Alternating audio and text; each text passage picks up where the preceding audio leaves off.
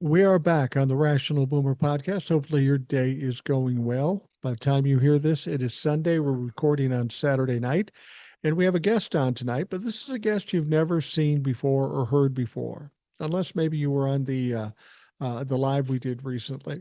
This gentleman's name is John. We got a lot of interesting things about John. He came to us in the live, and I said, "Hey, you should send me an email, be on the show," and of course he did.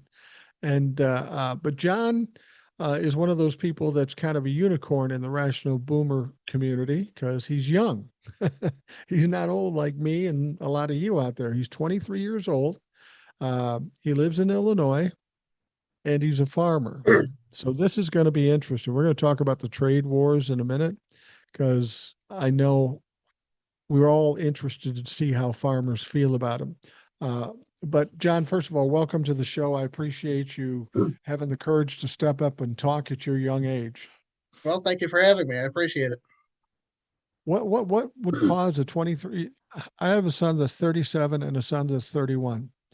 They don't want to hear shit about anything I say. So what causes you to want to be involved in this rational boomer thing? Well, I appreciate how candid you are.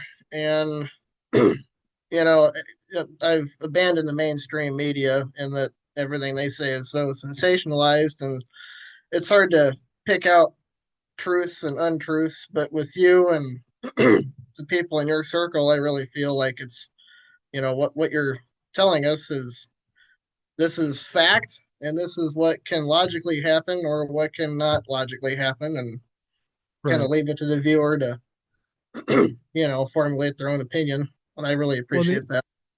the interesting thing that you said to me that you said you found me on um, Facebook, Mm, which to me seems weird for a 23-year-old perusing Facebook. And yeah, then of course I got banned and then you had to go check out TikTok and you seemed a little hinky about going on TikTok. Are you really 23 or what the fuck's going on here? I am. I am. And the reason I didn't want to get on TikTok is because a lot of my friends have TikTok and it's just a huge fucking time waster. And I did not want to do that. I have I have better things to do with my time than scroll through reels and memes and stuff. Which of course Yeah, it happens well, now that I have TikTok, but right. Which is interesting because I'm 64 years old and I have responsibilities with family and stuff like that. And of course I do the TikToks and the podcast, but I spend an inordinate amount of time going through TikTok. And I understand what you mean. It can be a bit of a time waster, but when you're old yeah, and retired, you got time to fucking waste. that's right. I, we're going to talk about you being a farmer here in a minute, but I wanted to bring up this kind of the top news story from yesterday. And again, this is airing on Sunday. We'd been hearing about this civil war between MAGA and Elon Musk. MAGA is not liking Elon Musk, mainly because Donald Trump and Elon Musk had talked about the mass deportation, getting rid of all the immigrants.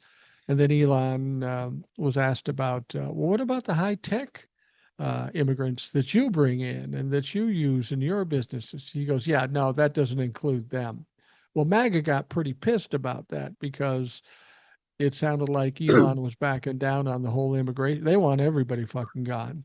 And then the next thing was we had to see which side Donald Trump would take. And sure enough, Donald Trump went with the money, and Elon Musk says, "No, no, I've always liked that immigration program. It's all the other ones with the brown people and the people coming from Mexico." So now here we are. We've got MAGA mad at Elon Musk. Presumably, MAGA is going to get mad at Donald Trump. What were your thoughts when you heard he sided with Elon? Were you surprised? Well, when I heard about it, I thought, oh, well, of course he's going to go where the money is because I think Trump really doesn't like Elon. I think he just tolerates him because A, he's scared of him, and B, he's got his favorite thing in the world, and he's got 450 billion of them. Yeah, So, right. I mean, I Eh, think he kind of, I, I don't know if Elon has something on him or what, but Trump, I mean, the money thing is definitely. why he sided with Elon, though. Well, I think Donald Trump shows that he has his hero worship. I mean, if you talk to him, he would say, "I'm the best, I'm the biggest, I'm the smartest, I'm the richest of all time." But he likes Vladimir Putin because he's a strong dictator. He likes Kim Jong Un because he's a strong dictator. And with Elon Musk is everything Donald Trump wishes he could be: an actual billionaire, actually the richest guy in the world, actually successful in business. Um, Now, the fact that Elon's a little awkward socially, that's another story. But I think Donald Trump looks up to a lot of people and he aspires to be them, even though he would never admit to it. Oh yeah, definitely. he he has a very small personality, and he's trying to compensate. Yeah, I think he is incredibly insecure, and of course that goes back to his childhood. I mean, his dad fucking hated him, so yeah. I think this whole time it's just been this like psychosomatic kind of thing where he's trying to prove his dad wrong. Yeah, You no, I know? think you're right. I think he's emotionally broken, has been all his life, and that's part of that's the thing people have to understand about narcissism. Being a narcissist is basically being incredibly insecure and Mhm, using your behavior to cover up the fact that you're insecure by appearing that you're ultra secure. And definitely. this is just a scared little kid that's never had anybody give a shit about him. Yeah, and I mean from that standpoint, I mean you got to feel bad for the guy because I mean he what No, clearly wasn't raised right, but I mean at the same no. time he's he's destroying the United States of America, and from that standpoint, I feel no sympathy at all. I don't feel any sympathy, and if he gets a flesh-eating disease and he suffers horribly for the next 6 months, I'm going to go on with my time and my day. Let me ask you this, though. We know that MAGA is angry with Elon. There's like a little civil war going on. But now that Donald Trump jumped in and said, "Yeah, I'm with Elon on this," do you think MAGA, the cult, would actually go against their Lord and Savior, Donald Trump? I don't know. Some of them will, I'm sure, but I mean, Trump is their god, Yeah. and you know, what are they going to do there? It's like if they don't have Trump, they have nobody, and that's the tough part. Well, that's true. We're in a different situation now than we were in 2017 because I think the cult got stronger, the support for Donald Trump, the legend grew, the mythology of it all grew. Um, and one of the things about a cult is that no matter what their leader does, they just go along with it.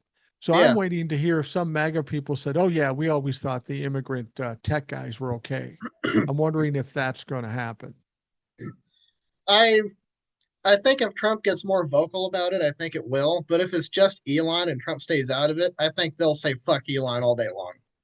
Yeah, Because yeah, I mean, most of your average MAGA voters have absolutely nothing in common with Elon Musk. no, You know, no, absolutely not. Well, so and I think the they thing, really feel no connection with him. yeah, you're probably right. I think this is just part and parcel to who Donald Trump is. All his life, he's disappointed people. He Oh yeah, disappointed his parents. He disappointed his kids. He's disappointed his wives. He's disappointed um, the business vendors that he's ripped off. So this is what he does. He disappoints things. But I said something in a TikTok yesterday that hopefully the Trump-fucks will realize what they're getting right now with Donald Trump and Elon Musk is a masterclass as to what a con man is hmm because they will tell you anything, everything. They'll tell you over and over. They'll pat you on the head. They'll do anything to get what they want from you. But here's the problem for the Trumplefucks. He got it all from you. He got your money. He got your yep, votes. And now he doesn't need anything from you anymore. And yeah, it's kind of the same way with Elon Musk. Elon Musk is kind of in that situation with Donald Trump, too. He needed a platform to spew his shit. He's already got money. He's already got notoriety. So um, he could tell Donald Trump to fuck off too, because even if Donald Trump went away, he's got the platform in the media to do whatever the hell he wants, and he's got all the money to do it.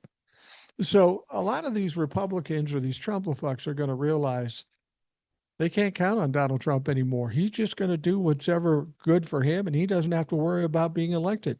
That's one of the things I think make him more dangerous going into the next couple of years.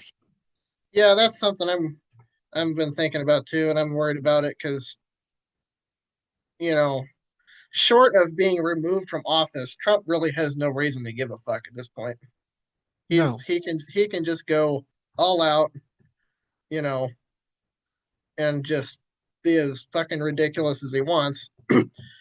I as far as what he's going to be able to get done on the Project 2025 stuff, I don't think it's going to be near as much as he thinks it will because No. just like Trump doesn't need his voters anymore, Congress doesn't need Donald Trump anymore. Well, that's an excellent point. That's an excellent point that I've said before. I think Republicans have wrung out the last drop of Donald Trump, the last value of Donald Trump. He's now a liability once he becomes president.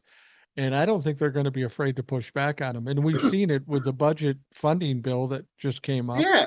and all that. They said, fuck yourself. We're not doing it. Well, and it's like Elon and Trump both said, well, if you don't if you vote on a bill that doesn't give us everything we want, we're going to have you primaried. And what happened? 170 some Republicans voted for the bill that didn't give them any of that. Right. So But I take that as a sign as to what they're going to do in the next couple of years. I think they just want a Republican president that's going to sign the bills that they want to pass, and they don't want any of the extreme shit. right. I mean, most of them anyway. And from what it looks like, they aren't going to be able to pass much. They're going to have maybe a 2-seat margin in the House. They're Yeah. not they're not unified, so you're going to get Republicans voting one way, Republicans voting another way. It's going to be a replay, except even worse for Republicans of the past 2 years. They're going to Well, get nothing accomplished without the Democrats. they haven't passed a single bill through the House Right. without Democrats' help in the last 2 years. If they think that it's going to be better with a slimmer majority, they're absolutely nuts. They're not going to be able to Well, move any legislation in either the House or the Senate because the Senate they only have 53 seats, not 60, because they right. can't pass legislation through the Senate either without Democrats. With that The filibuster, right. Democrats really have an opportunity here to play hardball. And that's one of the things that have concerned me more than anything. I heard of all the things that Donald Trump wanted to do, and I know he's not going to be able to accomplish much of it. But one of the things I was hoping for when Kamala Harris got elected, assuming that's what would happen, um, we'd be able to get started down a road where we could fix some of the bullshit that's going on. And the way it is right now, Donald Trump in the first 2 years isn't going to be able to get anything accomplished. If the Democrats take over the House and the Senate in 2026, that's all well and good, but Donald Trump's never going to sign it. So for Yeah. 4 years, nothing's going to happen. The only thing outside of that is if Donald Trump, if they fuck up the economy so bad, and like if they do the tariff thing and the threats from Canada shutting off our power and stuff, if that kind of stuff pans out, I could easily see Democrats getting a supermajority in both houses, and they can go around the veto. Well, that is a lofty goal because it's not something we've seen as of late. But for as Right. bad as it could get with Donald Trump, it's certainly conceivable. That would be fucking hilarious That if would the be. House and the Senate blew Donald Trump out of the water and he couldn't do anything. Oh my God! Hide the ketchup. Hide the No shit. ketchup. Well, you brought up something just before we came on, and this is what caught my attention more than anything. You're in Illinois, in the Midwest, and you happen to be a farmer. That's your profession? Yeah. Yep. Okay. Um, and when Donald Trump talks about tariffs, I always think about all the farmers that did vote for Donald Trump, and they hear about these tariffs, and I'm thinking, how could you be that fucking dumb? Were you not here in 2017 and 2021 and suffer through what fucking happened? D- That's that's what I've been thinking with all of my colleagues the whole the Really? whole time. It's like how like you lost money on this. Do you want to Yeah, lose money again? It's just why do you want to? He took in 2020 what 2018 was that he did the tariffs. right, It was he took an already struggling grain market and just totaled it. right, exactly. I mean, we couldn't give our soybeans away. I mean, it was unbelievable. And so D- Do you grow soybeans? we do, yeah. We're about half and half corn and soybeans. Now you were younger then. We're talking what, 6 years I ago, was I seven was years in high ago. schould Yeah. You were in high school. You were probably working, but you had Yeah. to see what the effects on your farm was when nobody was buying soybeans. Yeah. How did it go with your family when that was happening? Well, I my family doesn't farm, but I work for Oh, a okay. local I farmer. got you. But it was noticeable. I mean, I wasn't involved in the business aspect of it, but I do remember, we couldn't deliver our soybeans. We couldn't deliver our crop on the month that we were scheduled to because we had contracts for July and August or whatever, and we couldn't deliver until September or something like that, just because the elevator couldn't get rid of what they had without losing money. And so Right. that pushed everything around, and of course, I mean, it just made a big mess on the logistical side of it. That's what I saw. But after, I'm kind of more involved in management stuff now, and what I'm worried about is our grain prices have been on the downside here for the last 6 months or so. And it's just going to get worse. Why is grain dropping in price when everybody else is complaining about inflation? Yeah, well, it all has to do with grain in and grain out. So we export like most of our corn and soybeans goes to China and Japan. Okay. And our biggest competitor is South America, Brazil and Venezuela mainly. Right. Now, the United States is losing acres to development while South America is gaining acres because of deforestation. And South America can grow two crop cycles a year, whereas we can grow one in the summer and then we have a winter. Right. Right. So South America can already produce well over twice the amount of grain that we can just because of the number of acres. Let me ask you this. With the farmers that you were colleagues or other farmers and other farms, was there quite a lot of them? Now, Illinois is a blue state, but I know as you go further south, it becomes a little more rednecky in Illinois because I've been down there. Was there a lot of people that you knew that you work with or knew of in the farming business that voted for Donald Trump?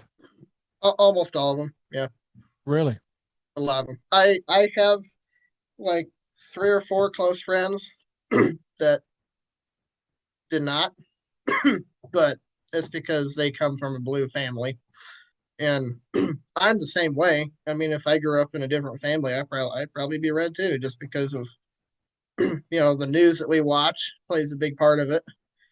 And, we watch NBC nightly news, and that's Right, how right. we get our news. And they're of course they're NBC, and then background plays a big part of it too. I Well, let mean, me ask you this.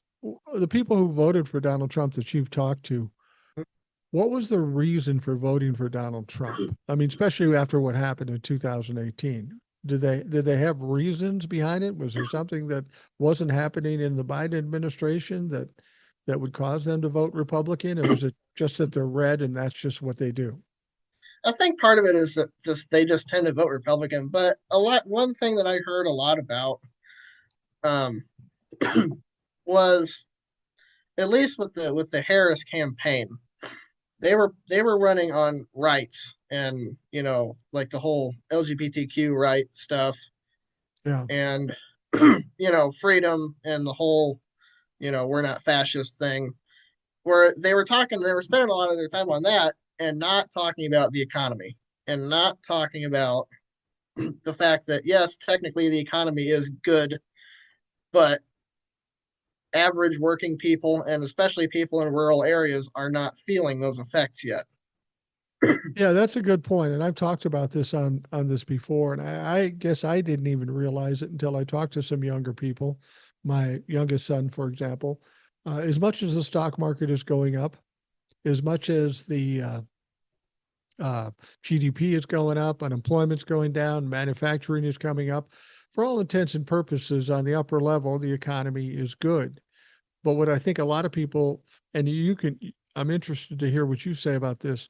The problem is you've got a lot of young people, millennials and Gen Zs, who hear that the economy is good, but it's not good for them simply because they get out of college or whatever school they go to, and they get paid shit. And when they get paid shit, they can't afford housing. They can't afford a lot of stuff. They end up living with their parents again. And it's not because they're lazy or they're not hustling enough. It's just that we live in a different world than when I came out of college, and could get a job where I could afford to live on my own. It was tight, but I could do it. Is that kind of the attitude amongst younger folks like you? You know, Very, great, the economy's great, but I'm still struggling here. very definitely. Yeah.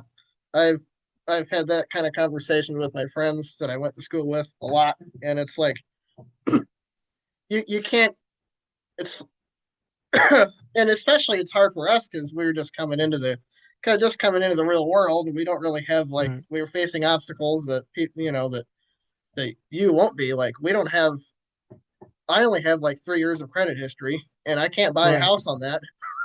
you No, know so there's like no, so there's just even smaller out even just obstacles you didn't even think about there. But I mean when you have rent is just incredible how yeah. expensive rent is. And like how you can't save money because you're spending half your paycheck on health insurance.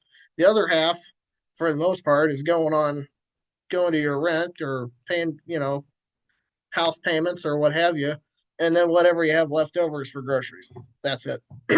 Well, and I think you're right about the Democrats. They're not addressing the real issues that young people need to, that are concerned about. And what they're missing is that come 2028, you young people, millennials and Gen Zs, are going to be the majority of people voting. If you aren't Yeah. catering to them, you're fucked. You're in Hmm. bad shape. And this is one of my frustrations with the Democratic Party. Let me ask you this: if now Donald Trump is going to be president, these farmers are now hearing about these tariffs. What's the attitude about that? I think they know, but they don't want to admit it. Really? I think they do. I mean, I've heard people say, well, yeah, the tariffs, they didn't go well the first time, but at least he bailed us out. Is Yeah. that their hope here? I think they're kind of banking on that. And Wow. I can't I because hope I fail and get bailed out by the government. That's kind of a weird yeah, well, and Republican attitude. it's bizarre. Yeah. It's just like he bailed us out the first time because he wanted our vote in 2020. That's the only reason Right. he bailed us out. He's not going to give two fucks about us now. If I mean, there's no way he's going to bail us out. Well, that's exactly right. You know, what we were talking about before, he has nothing that he needs from you now. So there's no way he's going to bend a knee, or the Republicans are going to give you anything. And that's the unfortunate thing. And this is going to be tough on the farmers if he actually puts in those tariffs. Let me ask you this. As I understand how tariffs work, they have to run through Congress. Now, that said, he can impose a temporary tariff of up to 5 months. It ultimately has to go through Congress. Now, I'm presuming that 5 months is the outside limit. If he imposes a tariff that's going to cause some serious problems, theoretically, Congress could come in the next day and say, yeah, no, we're not doing that. And Yeah, let's hope that that's what they do. I Um, sure hope so. yeah. Well, what do you think? If he does impose these tariffs and China does what they did last time, uh, what are your thoughts? I mean, what does that do for your future as a young man and in the farming business? It's tough. It's tough. I mean, input, inputs, what the money that we spend to raise the crop is about three-quarters of what we get back. And if the profit, I mean, if they stop buying our grain again, then the margin just keeps getting slimmer and slimmer. So I don't. if that happens before the bailout, does somebody like you end up losing your job, or what happens? We could, we could. If I mean, a lot. I mean, most farmers will have established farmers anyway. Will spend a lot of money trying to save up, and then trying to put aside money so that you have if you have a bad year, you can get through it. Right, Now, depending right. on how long this trade embargo thing lasts, I think that I think how long it will last really is the driving factor of how farmers pull through it. Right, right. And I personally think Congress is not going to let them do these egregious tariffs because they just make no sense to anybody with any Yeah, common sense. they didn't the first time, and they didn't No, now, and it's the same. And it's like look at what happened in 1930. They did the same thing, and they did it to try and help with the Great Depression, and it right. only made it worse. I mean, thousands of people. I mean, there were just hundreds and hundreds of farmers that lost everything because of that shit. Absolutely.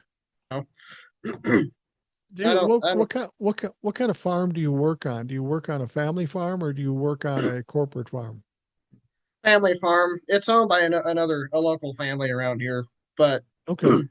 yeah, the vast majority of the farms in Illinois and across the Midwest are family owned.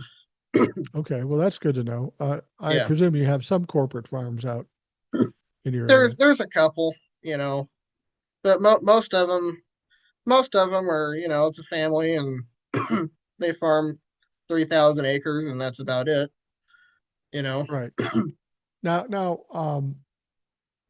do you notice a negative impact in your business because of corporate farms or what you hear across the country? yeah, it's hard to the big farms, the big corporate farms, they can pay a lot better.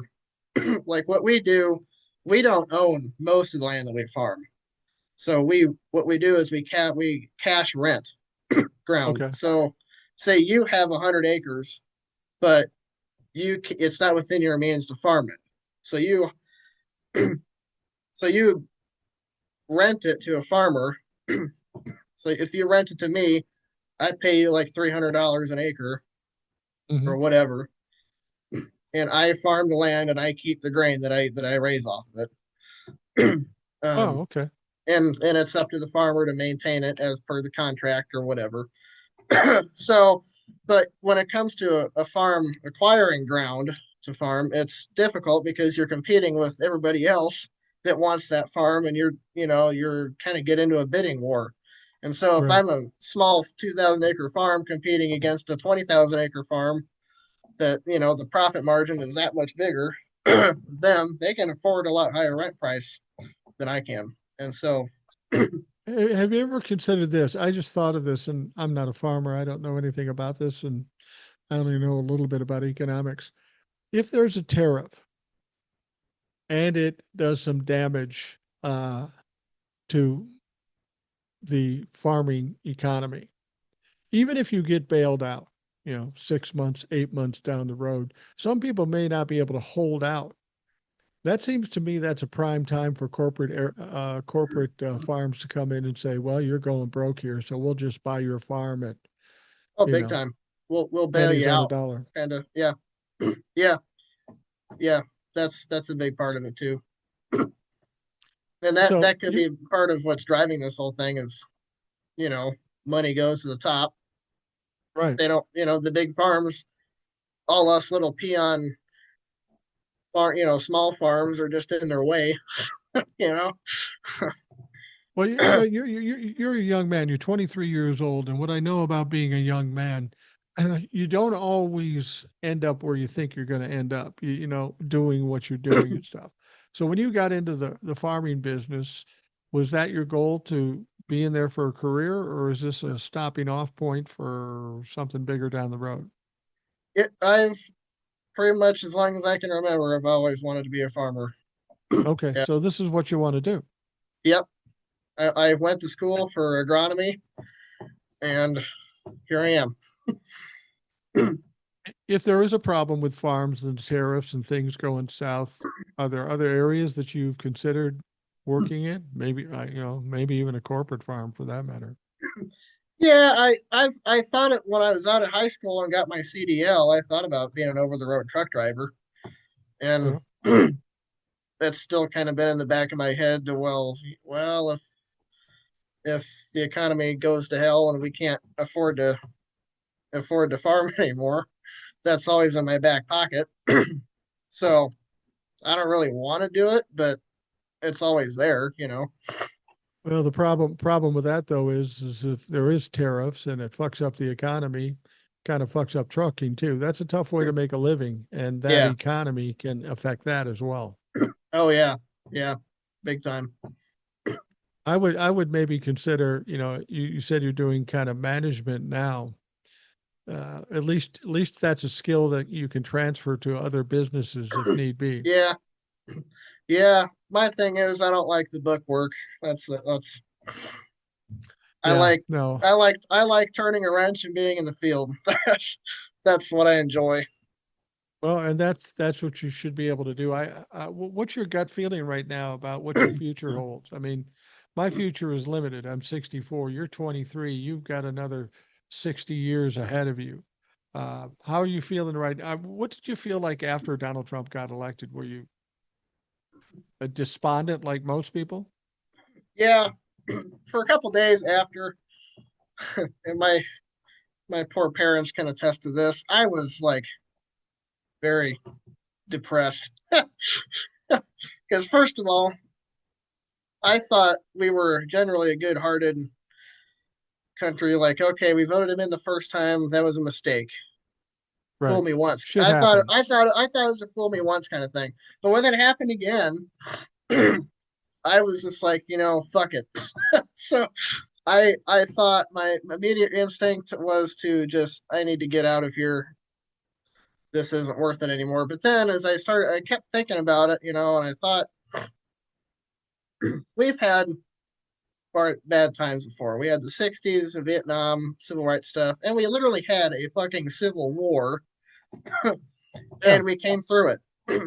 And the Reconstruction period was really something to be proud of. And I thought, even if it does end up, God forbid, in another war, we'll come out of it somehow. So, and I Well, thought that, you know, if all the good, reasonable minded people leave, what's left? yeah, yeah, yeah, that's true. And as I've told people before, by virtue of being old, I know that in my life, I've gone through some tough times. We've gone through some tough eras, the 60s, parts of the 70s. And, there have been tough times financially and culturally. Um, I personally have had all the trials, tribulation, and tragedies anybody else would have had at my age. And the good news is here I am sitting here talking to you.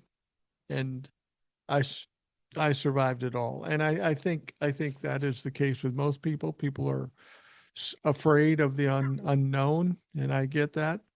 But if you keep pushing forward and doing the best you can with what you have to deal with at that moment in time, ultimately you will come out the other side, and so will this country.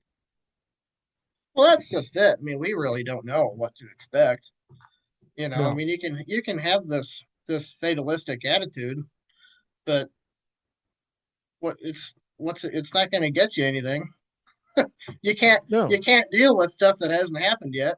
So I think if we just take the punches as they come, we're a lot smarter than they are. Well, that goes without saying. Yeah, no question about that. And that's the thing is too many people worry about what happened in the past. That's all gone. Forget about that. Too many people worry about the future and they end up worrying about things that maybe didn't have to worry about. Yeah. So what I've always found is whatever's in front of you, deal with it the best you can and then see what comes up next. People don't like that. People like everything tied in a bow and know exactly what's going to happen. Unfortunately, I'll tell you this. I will tell you this, John. That ain't how fucking life is. No, You never know. You just keep yeah, pushing forward. yeah, and yeah. I mean, you just don't know. You can't fight something that hasn't happened yet.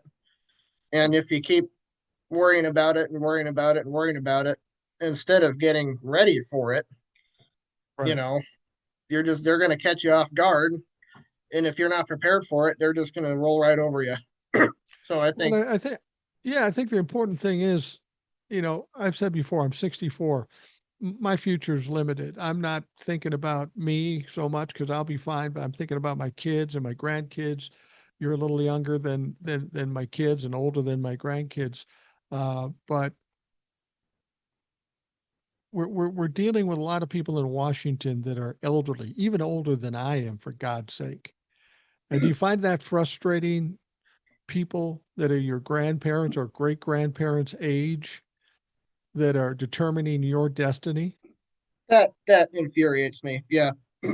I mean, Nancy Pelosi, you had your time and you did good in the 90s, but for fuck's sake, just retire. Oh, Just enjoy life. Why do you even want to be in Washington at this point? It's a mess. Just uh, uh, just leave it to us young people who are fighting for our lives here and just, we'll handle it. yeah, yeah. I mean, I I think I think Democrats should have jumped on board the youth movement, put AOC in charge of where she wanted to be in charge, get rid of Nancy Pelosi, get rid of Chuck Schumer. There comes a time when old people need to step aside and said, the Yeah, future is yours. You may fuck it up too, but at least that's your possibility. that's Do yeah. you do you see? I think the Democrats are going to have no choice but to go younger because of the amount of votes Gen Z and millennials will have in the next election. Um, is there anybody out there that you see in the Democratic Party that you particularly like as a potential leader? I like I like Tim Walls, but I mean he's not super young. He's not Trump's age for sure, but He's a I little think younger he than I am. yeah, I think he's done an excellent job in Minnesota. I mean, I'd love to live in Minnesota. Yeah. Well, I live in Minnesota and there's room. So if you want to, we got farms too. So, Well, hey, yeah, but Tim Walls, Pete Buttigieg is just. I love Pete. oh, He'd yeah. never get elect. He'd never win an election, unfortunately, because he's gay. But You think that'll be the case when the young people take over? Do you think millennials and Gen Zs are as worried about that as some of the old fucks like me and older? I don't think it'd be 20 years down the road. It probably won't be as big a deal. But for the sake of winning in 2028, I would not run. I wouldn't run him probably. Unfortunately, I'd probably go with Gavin Newsom or heck, even Illinois governor JB Pritzker. You Yeah. know, he's Yeah. he I've heard he a lot of good things about him. he has really turned Illinois around. I mean, when he got it, you know, we just got out of Bruce Rauner, which he was a Republican, and well, he didn't do anything. I mean, he just sat on his hands for you know I don't even know how many terms did he serve, one or two, I can't remember. He was just that Uh, he was just that boring. He did nothing. But we had a string of governors that really put us in the shitter as far as embezzling money and fraud and all kinds of stuff. And Illinois yeah. was in an enormous amount of debt, and Pritzker has really done quite a bit to help with that. And he's he he's rich, like he is a billionaire, but he does good things with Legitimately. Yeah. money. Yeah. Yeah, he didn't get there by fucking people over, and he in the legislation that he pushes for and he signs and all that, he he believes in helping people, and he knows the problems that people are facing, and I think he would be really good. as a Imagine president. that a billionaire that's a decent human being. It seems I like know we're it. in a shortage of decent human beings.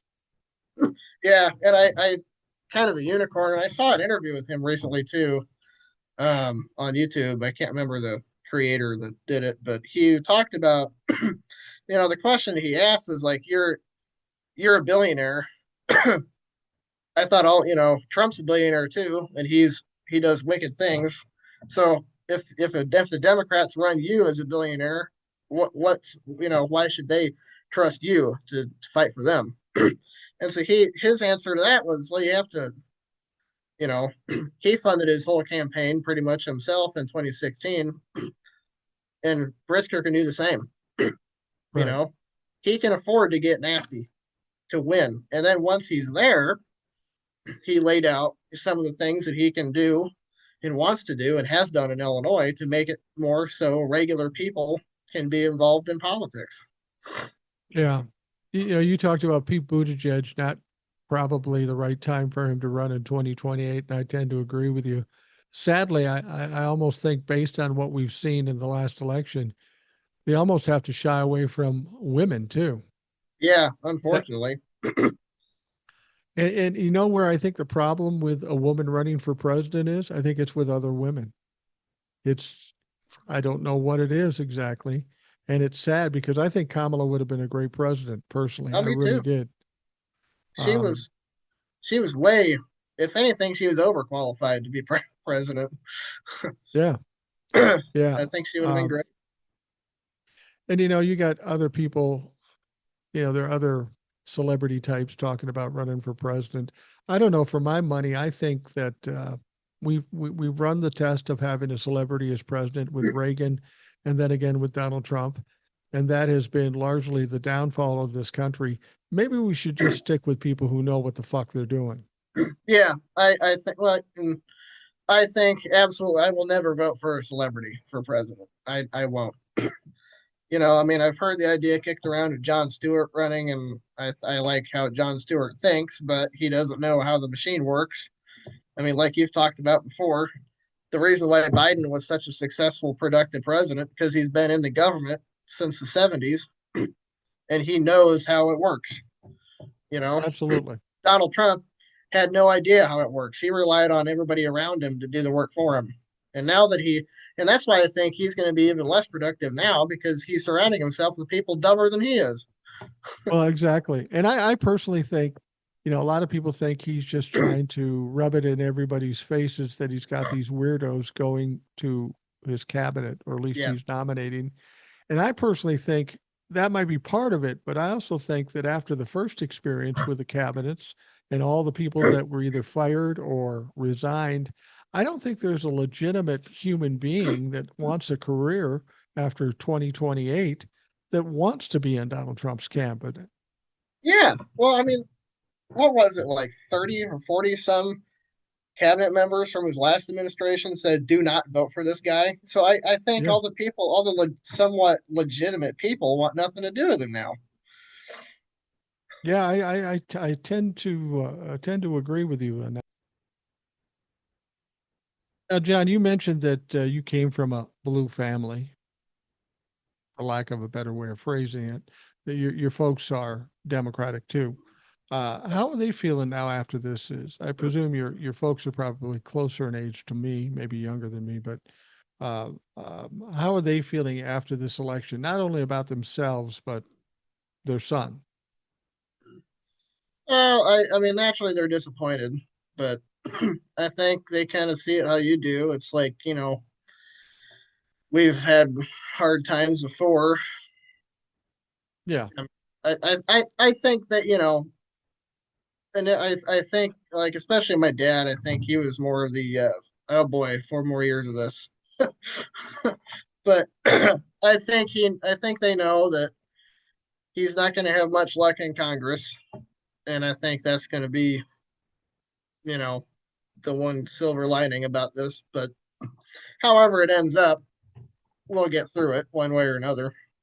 the only reason I bring it up is because, like I've said before, I'm old, I'm retired, Mm-hmm. I'm doing whatever I'm doing, and I don't think much is going to change for me up until the day I keel over.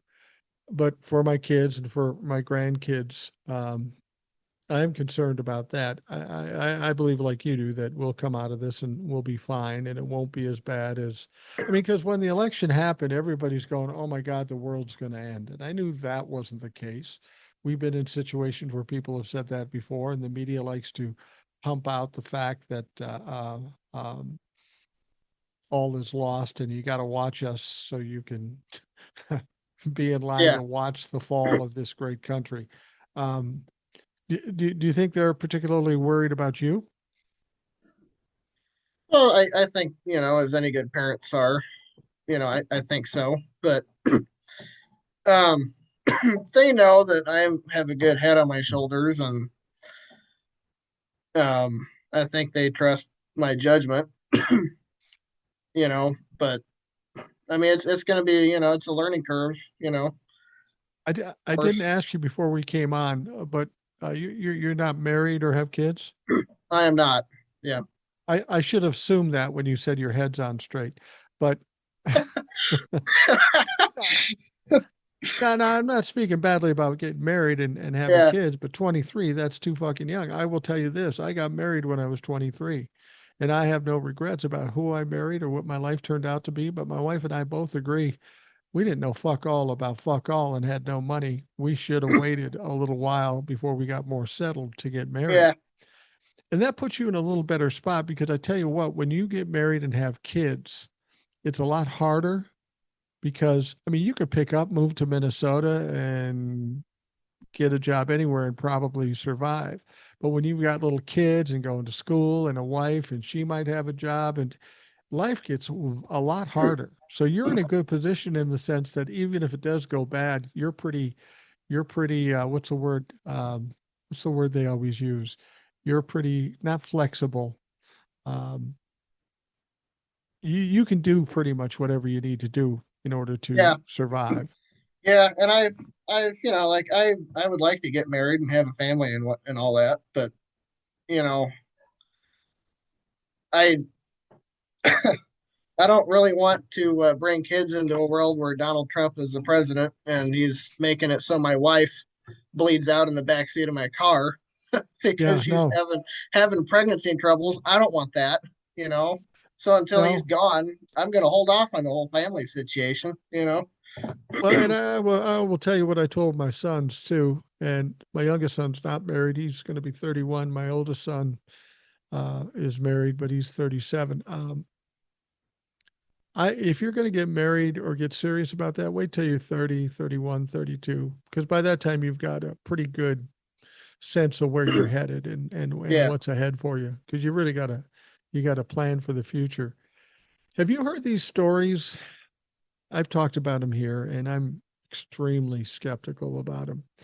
All the people talking about the executive order 13848 and the 14th Amendment and all these plans that could keep Donald Trump from being inaugurated.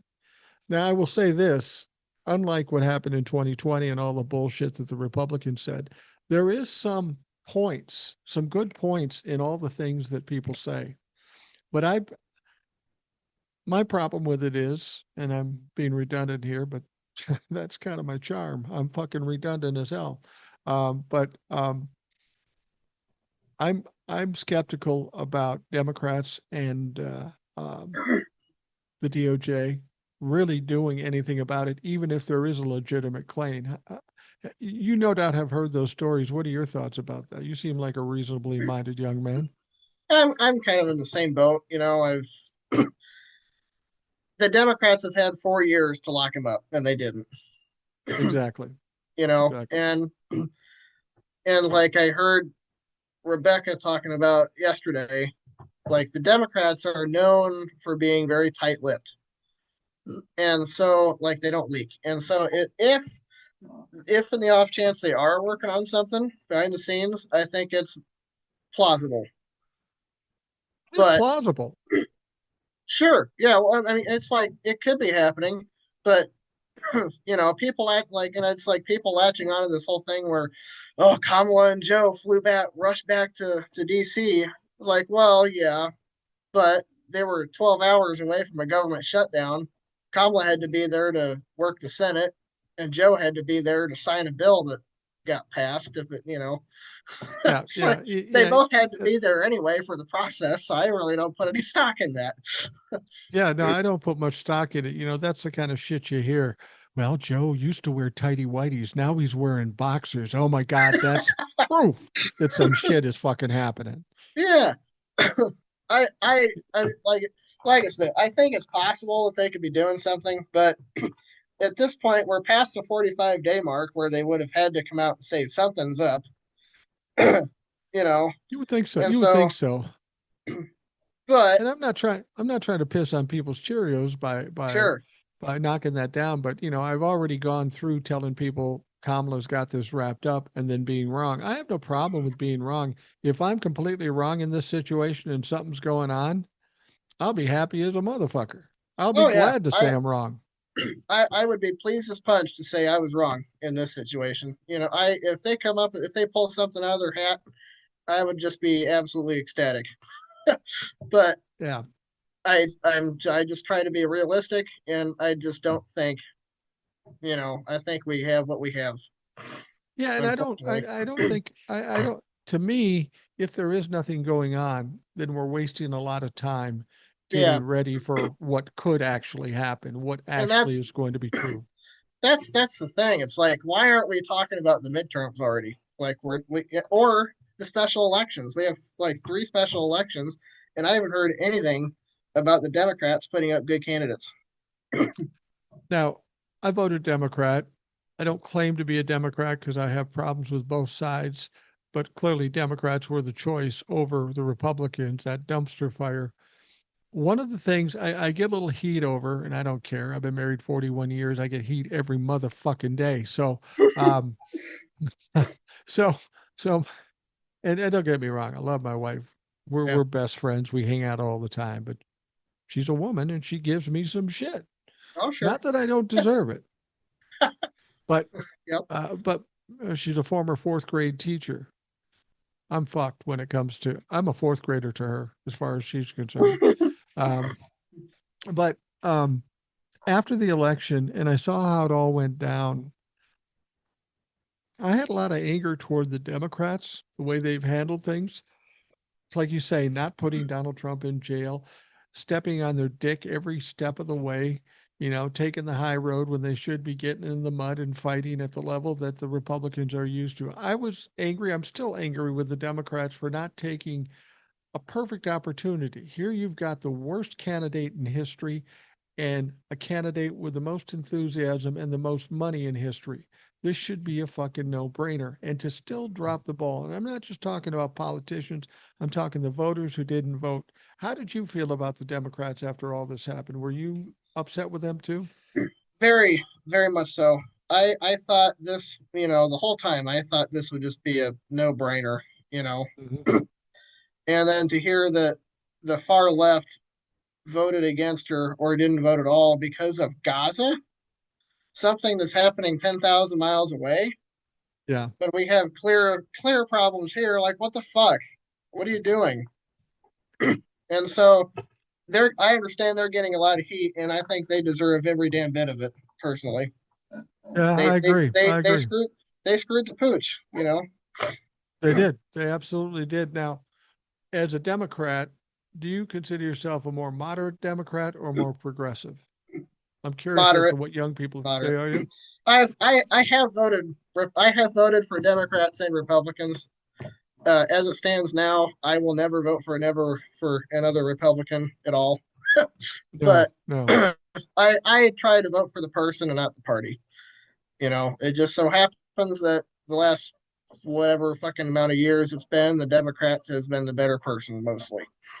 Well, and that's understandable if we were talking about normal Republicans. Now, Sure, Republicans are conservatives and they think differently than Democrats and all that stuff. But there are some situations where maybe a Republican would serve better. But now with this whole MAGA thing, um, they aren't even Republicans. They aren't conservatives. So to say I'm going to vote for the conservative over the Democrat is absolutely foolish because Yeah, Republicans and conservatives no longer exist. Yet there are still Republicans who'll say, well, I'm not like Donald Trump. For me, if you sided with and voted for Donald Trump, you're just as guilty as Donald Trump. How do you feel about that? absolutely. Absolutely. I mean, you can be conservative and that's fine, but Trump is not conservative. He's No. he's not. And I think you're going to see this coming through over the next few years, especially with the more extreme and just fucking ridiculous as he gets.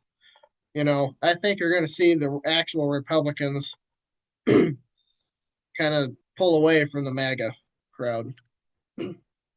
Yeah, they're going to have to. They're going to, especially if Sure, yeah, things go south. And I think the Republicans are already realizing it's going south just by virtue of the funding bill. And Donald Trump wants this, and Elon Musk wants this, and they keep turning them down. You yeah. know, they wanted Rick Scott as the majority leader. They said, fuck you. They wanted Matt Gaetz as AG. They said, fuck you. Um, and so I think the Republicans have to push back unless they want to just sink the party completely. I Not to think say you're they right. may, they have to. They have to. I mean, Donald Trump is just silly. Um, I'm one of these people that is the half glass full guy. So after Kamala lost to Donald Trump, I'm thinking, oh, we're fucked, we're fucked, we're fucked. And then I tried to see some sunshine in this whole thing. And the sunshine for me is that for at least the next couple of years, or as long as Donald Trump survives, um, I don't think I he get does. to, and I don't think he's not going to survive the 4 years one way or another. He'll be gone. But I give him but two. two, yeah, I think so. Yeah, I think you're probably right. They may have to give him one because they're going to need another year to try to come back after him for the yeah, midterms. yeah. But but the upside to this is I get to sit in my living room, listen to the goofiest fucking shit, and make fun of them for the next 2 years. Since I'm an old sarcastic curmudgeon, this is fucking perfect for me. It's yeah. I've been on the same page as like with the whole Elon Musk and Ramaswamy thing going on right now. It's like I knew there would be a spat at some point, but my God, I thought they would make it at least past inauguration day. Yeah, And you would think. I'm just like fucking I love this shit. It's just like yeah, it's ridiculous, but it's entertaining as hell. And if and I figure if nothing else, there's it can go one of two ways. Either the actual Republicans will pull their head out of their ass and realize what's going on, or the whole party will just destroy itself. And I in either circumstance we're better off. So I Yeah, think MAGA's days are numbered. I think MAGA's going to go the way of the Tea Party. The Tea Party was goofballs for a while, and then they disappeared, and then they regrouped and became MAGA. So even if MAGA does go by the wayside for you young people, you should be aware that somehow these people down the road will regroup and attempt shit Yeah. like this again. So the young people in this country, I'll be sitting in a home someplace, uh, Donald Trumping in my pants, and but but you got to learn from history. Take a look at what's Yeah. going on now, and when we get past this, and you guys are in control, no, these goofy fucks are still out there waiting to jump. Oh yeah. And for now, and with what's going on now, I think what made him jump was Obama. How dare a black man get elected to the presidency? I And agree. A lot of this is revenge for the audacity of voting for a black man. yeah, and it's unfortunate as it is, but I think it's that's what started it. Absolutely. Absolutely. What do you think about the people in your age range regarding racism? I mean, it's something I've said I was born in 1960. We're now in 2024. People have said there was a period of time when racism got better. I disagree with that wholly. I just think racism wasn't accepted and they went under their rocks and they kept their mouth shut. And when they had the opportunity, they came out and started screaming because Donald Trump says it's okay. when you talk to younger people of your age, uh, is racism, especially in a rural area like you're in, you're not really in a rural area, Bloomington, Mhm. yeah. But do you see as much racism as we're seeing from the old fucks in this country amongst the young people? I don't think so. I don't. I mean, it might be in a group, and in a circle of people that I'm not in, but at least the people I'm around and interact with, I really don't see it. As long as you're able to contribute to society and you're not, you're doing your own thing and not bothering people, I think you're fine. I mean, just like anybody else. Now, one of the problems a lot of people have had since Donald Trump's emergence, especially in the 2024 election, a lot of people have lost family members and friends that they just won't interact with. I know I Oh yeah, have. And, I have too. Mhm. um, but you deal with people that are Trump supporters. Mhm. How do you deal with that day to day? Or you just not talk politics? We, me and my boss have an understanding. To I told him the day that he hired me, or shortly thereafter, I told him I am not a Republican. I'm not a Trump guy. I'm okay interacting with you and working with you, but let's just keep it away from the workplace. You know, And has that worked? Has that worked out all right? yeah, for the most part, yeah. He right, a couple days after the election, he said, he ran across a couple of comments that I made on a family member's post, about women's rights or authoritarianism or whatever, and he made a comment to me saying, something about like he wasn't comfortable with people out in public knowing that his employee has, those opinions on whatever, and he doesn't want to be associated with it. So I told him, I said, I will take down my place of work thing on my profile, but if you think you can, if you think you're gonna shut me up about what I think is right, you can stick it up your ass. That's you Good know, for you. Good for you. You know, I've said that. I've said that before, that as an old guy who's retired, who doesn't have a boss and who doesn't give a fuck, um, I feel like I'm one of the few people in the country that literally has a First Amendment right, because so many yeah, people like yourself or other people that work. I got a brother that would say the same things I'm saying, but can't because he works for a big company. yeah, And that's the problem. Don't tell me I have a First Amendment right if my boss or my family or my neighborhood tells me I can't say it, because then you don't have a First Amendment right. The yeah, problem with it is it's become so divisive and such a mess now. I mean, if you would have said I'm voting Democrat, nobody would have cared. It wasn't until Donald Trump came into play where it's become really adversarial, yeah. and that's not our fault. That's Donald Trump and the Republicans' fault. That's something I will never ever forgive Donald Trump for. The way he changed people, like Yeah. good-hearted, kind soul people turned into just fucking evil monster kind of type. I will never understand how he was able to do that. Yeah, the damage he's done to this country ex- exceeds all the economic and all the embarrassment uh, Hmm. around the world that we have. They really, I think Donald Trump and the media have been responsible for the divisiveness in this country. And as long as Yeah, we're divided, we're not nearly as strong as we could be. yeah. I blame the media lately, especially. I blame the media every bit as I do Trump Now, because you mentioned that you signed off of mainstream media like a lot of folks have. I did. I used to watch MSNBC and I used to watch CNN and I used to watch even a little bit of Fox just to hear kind of what they're talking about. You know, Comedic relief. sure. Well, and more, some of that and some of it was just I want to know what to expect coming down the pike. What Right, people are going right. to throw in my face. But I haven't watched any news since the election. But I'm saying, knowing that you have enough freedom to tell your boss to shove it up his ass if you think you're going to change my opinion on something. Yeah. Um, do you look forward to the prospect as we get into this presidential term and Donald Trump does stupid stuff one day? Like you might walk up to your boss and say, "Hey, can I get transferred to a farm up in fucking Greenland for Christ's sake?" Yeah. I You may can't not wait take to that say, well.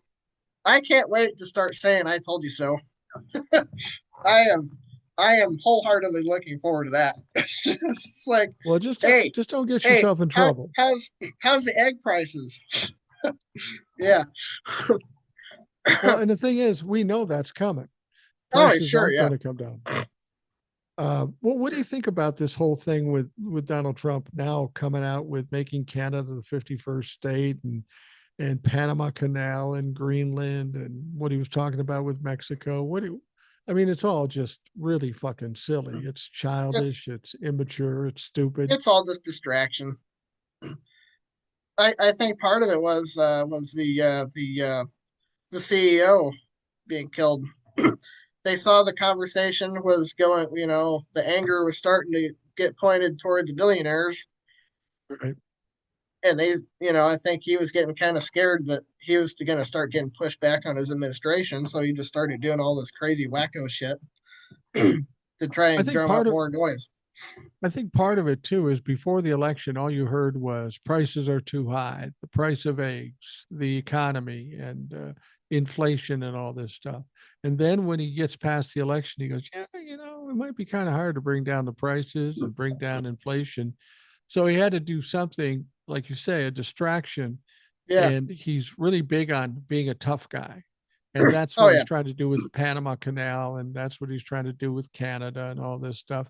But he's Well, not a tough guy. you know why he's going after Panama, right? Well, yeah, I've kind of heard, but go ahead, tell us.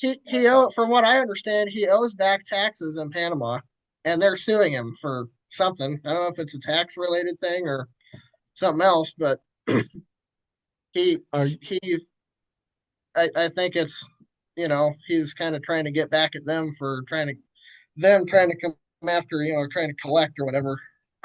you're not trying to tell me that Donald Trump would seek revenge or retribution for something personal and impact the entire country? You're not saying that, are It's hard to believe. I know. I know. you? Well, well, it's like, well, yeah, what could you possibly want with Panama? Like, there's like what, 50,000 people to live there? yeah. Well, same with Greenland. 56,000 people in Greenland. The thing is, Exactly. what his premise is, what his argument is that when Panama Canal was built, we spent most of the money to build it. I don't know that we maintain it that much. I don't think that's the case. I think there's another funding operation for that. Yeah, But because of that, they're charging us uh, the cost of going through the canal. That's how it, sure. that's how you keep running the canal, is by Yeah. charging a price for it. And we use the canal 70% of the times the canal's used. So it's obviously important to us. And his premise is, I mean, that's the one thing you have to understand about Donald Trump. When he says something, it doesn't mean that he's literally going to do it. It's just his tactic, his bullying tactic, to make a big threat so they cave in and give him what he wants. That's what he's done when he was a child. That's what he's done when he was in business.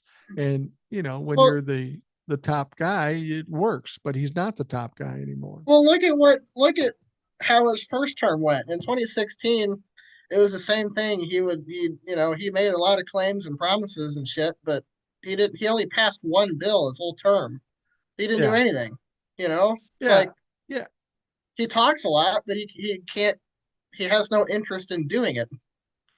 Yeah. Absolutely. Absolutely. He's over and above his bullying tactics and his inexperience in dealing with government and understanding how government works, the motherfucker's just incompetent. And people say, well, he's a billionaire allegedly, who's filed Yeah, bankruptcy 6 times. I got to tell you, he tells people, I filed bankruptcy because I'm smart.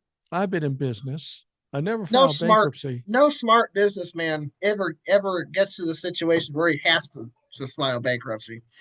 Yeah, when you file bankruptcy, you're in kind of a desperation mode. You're just trying to Yeah. save your company, which means your How do you company's already failing. he bankrupt? He he ran a casino out of business.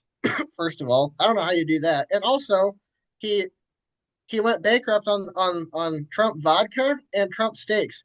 How do you go out of business trying to sell booze and steaks to Americans? Yeah, it Just, seems. how do you do that? It's just amazing. I mean, to Yeah, anybody that tries to tell me that he knows what the hell he's doing, I just laugh at him. It's just unbelievable.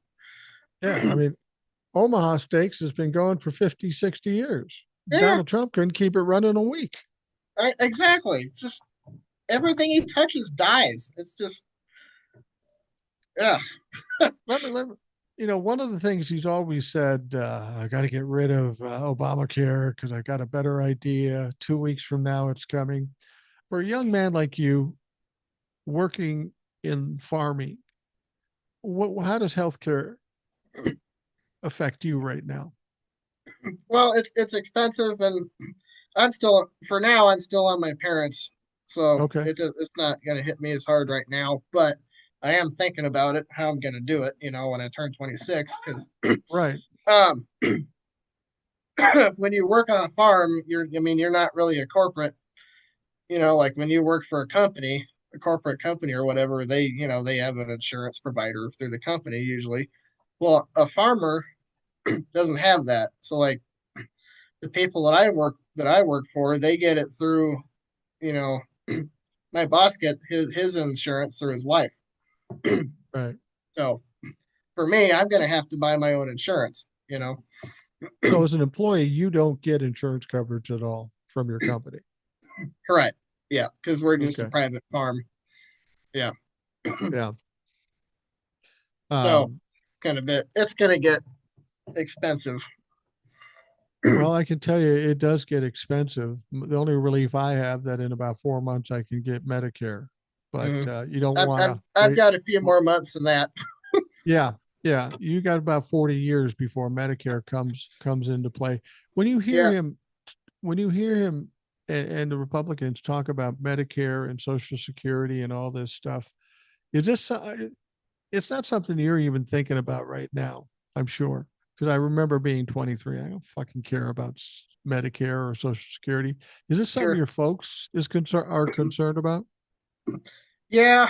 I mean, you hear about it. I think the general consensus in our family is that they're not going to be able to do anything about it because I mean they've been trying to go after Social Security since the Reagan administration with no luck. Abs- I can promise you that when I was 19, 20 years old, they'd talk about Social Security and they'd say, you'll Yeah, never get it. And I go, I don't give a fuck. I didn't know anything about Social Security at that point. yeah. But to me, it's kind of like the abortion issue. It's something to run on. It's something to fundraise, but they don't want to be the dog that catches the bus, right? Well, yeah. Well, I Because mean, like, do you really think that a Republican that votes to get Social Security, like when they go home, how does the conversations with their constituents go? yeah, and It's that's like Republican it's or like, yeah, Democrat. well, thanks for voting for me, but I fucked you in the ass on the way out. It's Right. just, how do you do that? And that's why Yeah. I don't think they're going to do anything about it. I think they try and toy with it a little bit just to say, well, we tried.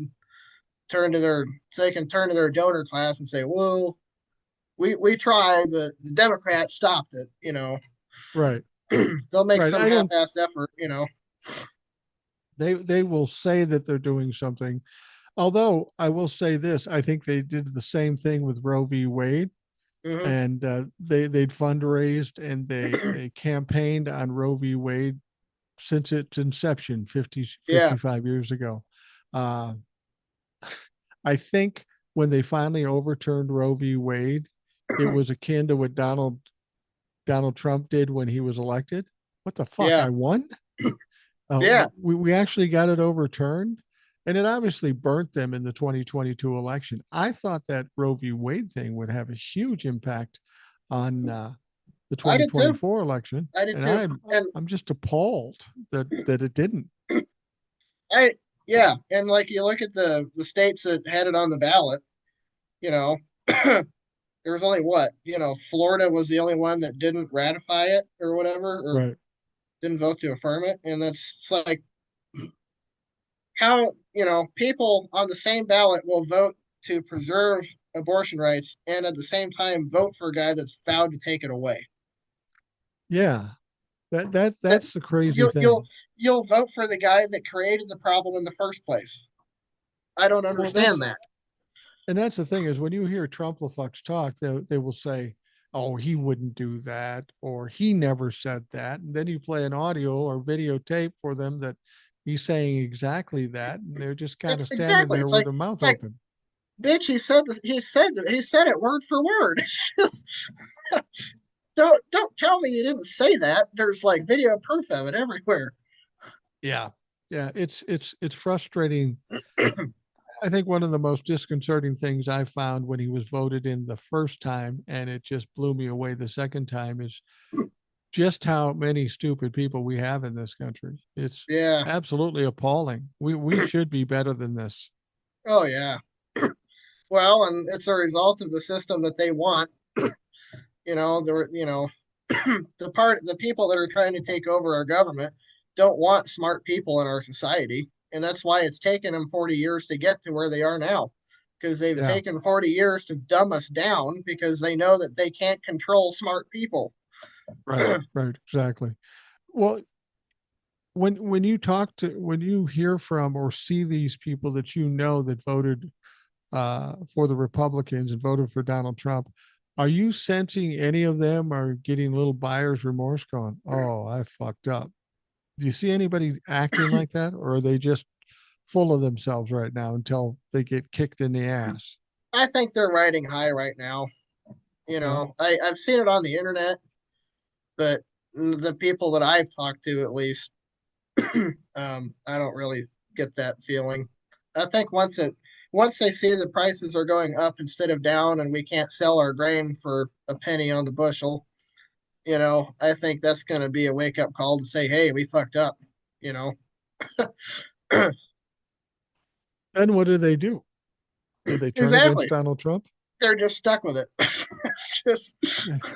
you know, Well, I think as somebody who's an employee for a farm, as risky as that could be, depending on what happens, I think you should feel glad that you don't own the fucking farm.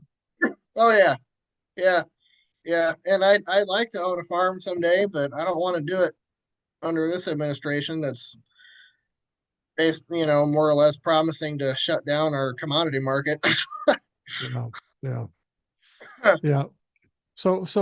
As a 23-year-old guy doing his job, going to work every day, trying to make a living, trying to get ahead, um, do your plans right now change at all by virtue of Donald Trump being elected, or do you just keep doing what you're doing and try to come out the other side? I think I'm just going to try to keep doing what I'm doing. you know, I had thought about, I would really like to to get married and settle down and have a family, but I'm okay with getting married, but I don't want to have kids under this administration. So I think that kind of put my family goals on hold. I mean, not that I have any prospects right now anyway, but I just Well, don't want to be in those that kinds of situation. things, those kinds of things, you know, all of a sudden get 1 minute it's not even in the line of sight. Next minute you're getting married in 6 months. I will just say, if you're going to get married, there's criteria for everybody. What do they look like? What do they act like? What are their personality? I would throw in a couple things like, is she a good earner? Does she come Hmm? from a wealthy family? Uh, Yeah, you hate to be that way, but women do that too. So fuck it. yeah. So yeah, I I would really hate for money to have to play into it, but it would sure help if both parties can contribute. you know. Yeah, absolutely, absolutely. I will tell you this, John. Life is a little tough. I mean, it's hard. If Hmm. someone said to me, Mike, would you want to trade places with John and be 23 years old again? I would say absolutely fucking not. And the problem is I know life is tough, and then I would know what's in front of me, and it's harder to know what's in front of you.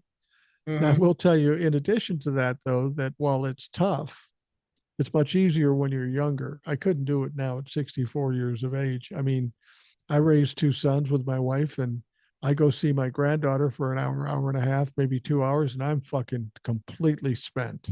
I'm Sure. done. I'm glad to go home. Uh, but but there are going to be things that you'll run into in life that are going to be difficult. The best thing, don't let any of that shit take you down. Just keep pushing forward because better days are always ahead. And I don't envy the younger people currently because I think you guys do have a tougher time than I did when I was 23. And it wasn't easy when I was 23 because I didn't have a college education. When my wife and I found out we were pregnant with the first son, we had both been laid off that day. So that Oh was pretty God. fucked off. That was pretty fucked up. So you will run into some tough times, but just Yeah. trust that you'll get out on the other side eventually. Yeah. Yeah. And it's, I haven't been around terribly long, but I've had trials and tribulations, and it's felt pretty hopeless from time to time. But Mhm. you just, you know, cry it out, do what you need to do, and then get back up. Keep Yeah, that's going. all you can do. I will tell you one other thing that you want to do too is assume the best as opposed to assume the worst. Yeah. If you assume the best and you're confident, you're more likely to get good things. If you're constantly in this dire state where everything is coming down on you, it's just going to get worse. You got to be positive. You got to be confident. And if you can do that, you'll do just fine. Hmm. So, how do you feel about the people of your generation? Do you feel confident that when they take over, the millennials and the Gen Zs, I'm talking the generation as a whole, do you feel comfortable that when they finally get the reins that they can do the right things? Or I think so. There's, when they first come into the picture, I think there'll be a bit of a learning curve, as there always is. But yeah, I think, and this goes back to the having elderly people in our government that have no idea what young people today are facing. I mean, you have Chuck Grassley that's older than the chocolate chip cookie, as Eric puts it. right. Just the situation that the world was in when he was 23 is a lot different than it is now when I'm 23, and he's got no fucking idea what I'm going through. So I Right, think when exactly. I think when more people of my generation get in there, I think that we'll have a more up to date perspective, and and that's part of why I like AOC, because she's young, she gets it, she knows what we're Yeah. dealing with. Well, it seems ironic that a bunch of people that can't procreate, probably aren't even having sex anymore, are determining the abortion rules. That just seems fucking silly. It's absurd. Yeah, yeah, and it's like my view on abortion is I don't think it's right. Like I don't approve of it. Just whatever. But at the same time, I know that women go through a lot different experiences than us men do. And me as a man, I don't think I should be making a decision for a woman I've never met before, 3 states away, Right. that's going through something I'll never experience. Right. You know. Exactly. The one thing I can tell you for certain is that as you're Gen Z, right? You're at 23, you'd be Gen Z. I was Uh, born in '01, I think. Yeah, somewhere there. so years from now, when you have grandkids, those grandkids will look at you and go, "You old fucks fucked it up for us." I guarantee you that will happen. Yeah, probably. Do you have any? A lot of young people have they're annoyed with baby boomers because of whatever they think they did. I mean, what you got to understand, most baby boomers in the 80s were in like their 20s, maybe 30s. They weren't in a position to control anything. It's the generation previously that was really Yeah, putting us in this situation. Reagan's But kind of, yeah, yeah, yeah, Reagan. I was 20 years old. I even voted for Reagan, which I'm ashamed of to this day, but I'm happy to admit to it. you Um, were 20, you didn't know nothing, you know. no, I didn't know shit, and I didn't have any control over any shit either, because it was the older people then that Yeah, were voting these people in. sure. Yeah, Uh, I mean it. I don't know.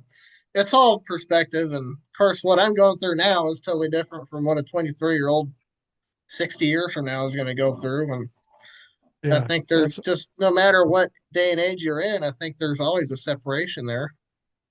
yeah. There's no question. Every era has its own trials and tribulations, and you got to learn how to deal with it. Like I've said before, I was young in the '60s, but the shit that was going on in the '60s is probably worse than it is now. I mean, you Yeah, had four major assassinations, Vietnam War, civil rights, women's rights. It was fucking crazy. And, when you're a little kid, you figure that's just how the world is. And then you get to the yeah, '70s, and all I got to do is worry about getting baggy pants and beer. Life gets a lot easier. yeah, yeah. And if you want to feel old, I Oh, I remember do. when I remember when Barack Obama was inaugurated. I was in first grade. I was in first grade, and we were in. I was in school in the classroom. She pulled down the projector screen, and we watched his inauguration speech. So, You want to feel, I can make you feel, I can make somebody feel older. Barack Obama was the first president who's younger than me. In jeez, 2008, that motherfucker was younger than I was. that's crazy. Well, I mean, the But dude was a senator. yeah, No, yeah. nobody knew who he was, and that's why it was. What I think of the whole excuse was like, oh, nobody knows who Kamala is. That whole thing is bullshit. Like, she's been Yeah. around way longer than Barack Obama ever was before he became president. Plus, she's the only person. Like, if she had won, she would have been the only president, I believe, to have served in all three branches of government. Absolutely. No, there's no question she was qualified. And for anybody to suggest she wasn't, she was more qualified. She was more qualified than a Barack Obama. Frankly, she was more qualified than George W. Bush. George was like a governor. That's all Yeah, he'd ever done, and owned a and he baseball was team. well, he was God's gift to comedy too.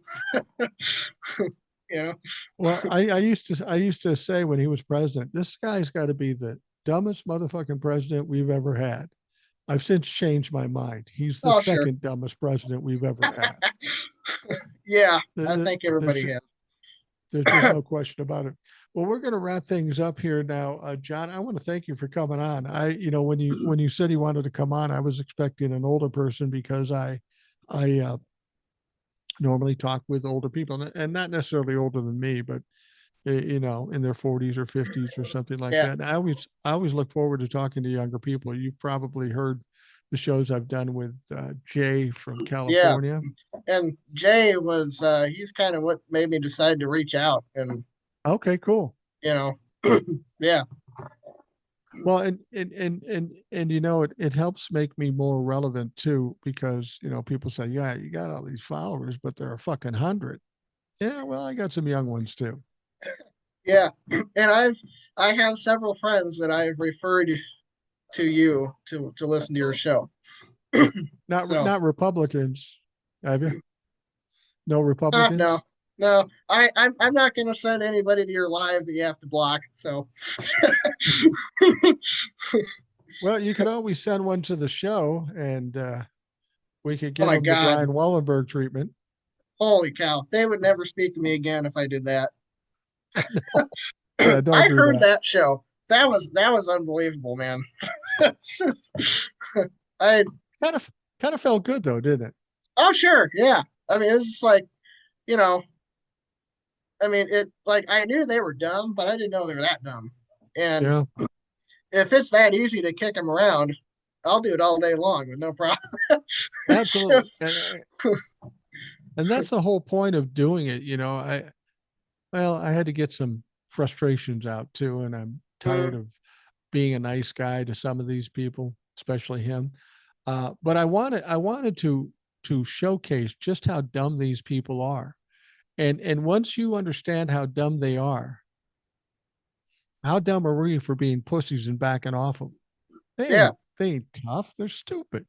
And once more, it's like they expect. I don't know if that they expect us to just roll over and let them steamroll us after Trump won, because like none of them know how to deal with us anymore, No, because we're all of a sudden we're not just going, oh, boo hoo. They do it to us, and then we do it to them twice as hard, and they don't know right. how to respond to that. Well, That's the kind of shit we need to do.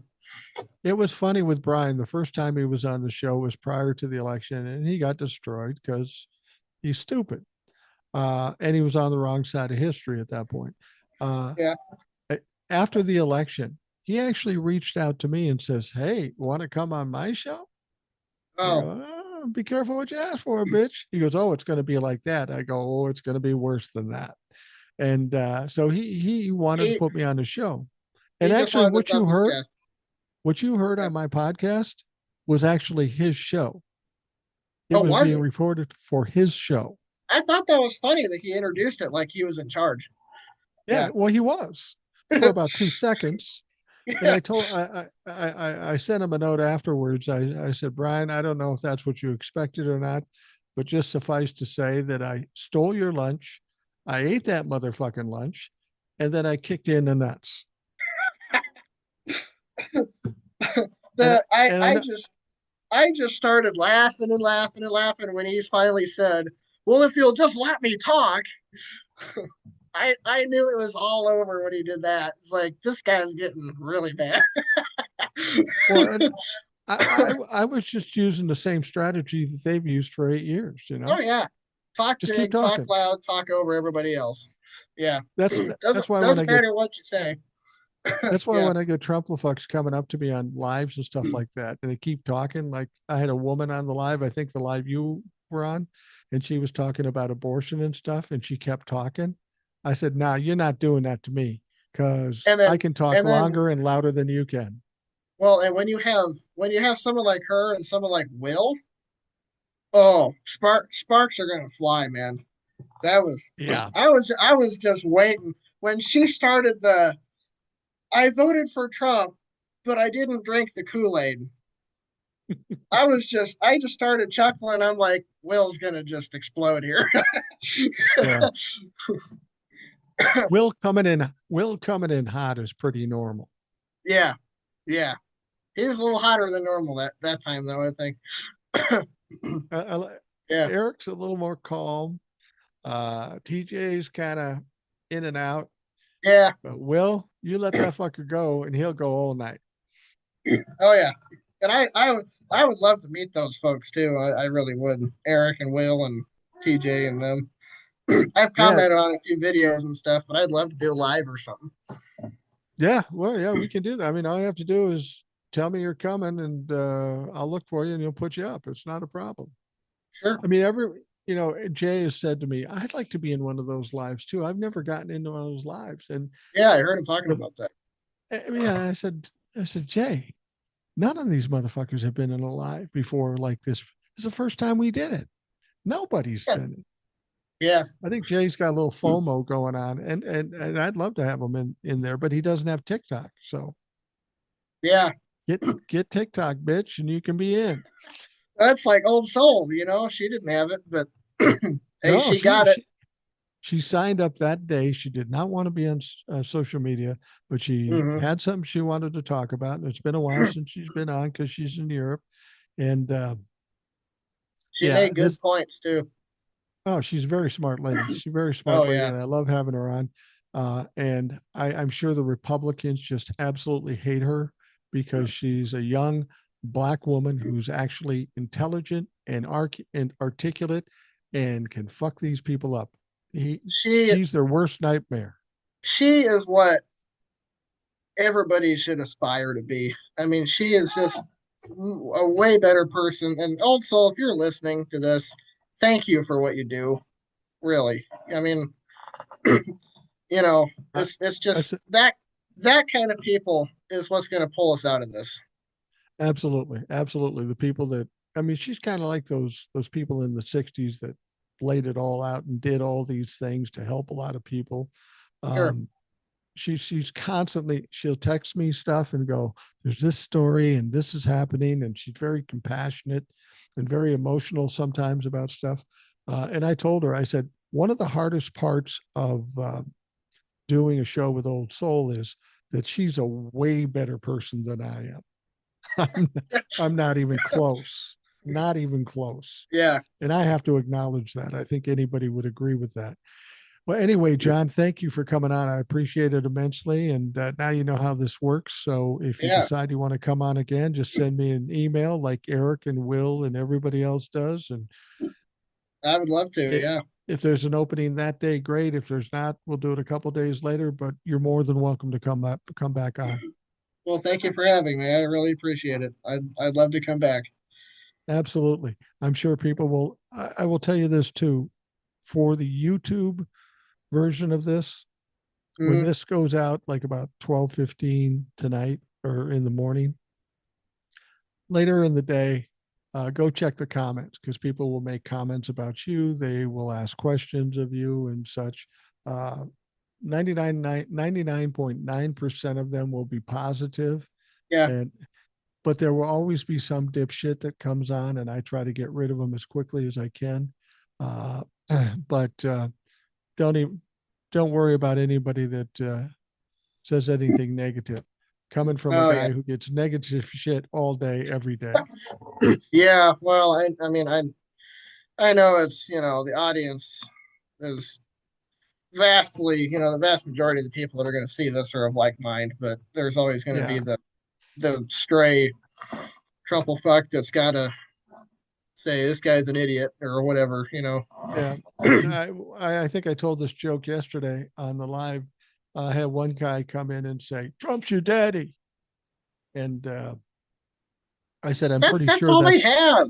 That's all I they know. have. They have nothing intelligent to say. They just want to irritate you. That's all it is. Well, yeah, and it does. I explained to him. I said, "I'm pretty sure that's not true." Because I know how old my mom was, and she was of legal age when she got pregnant. So I'm sure Donnie had nothing to do with Yeah, yeah, yeah.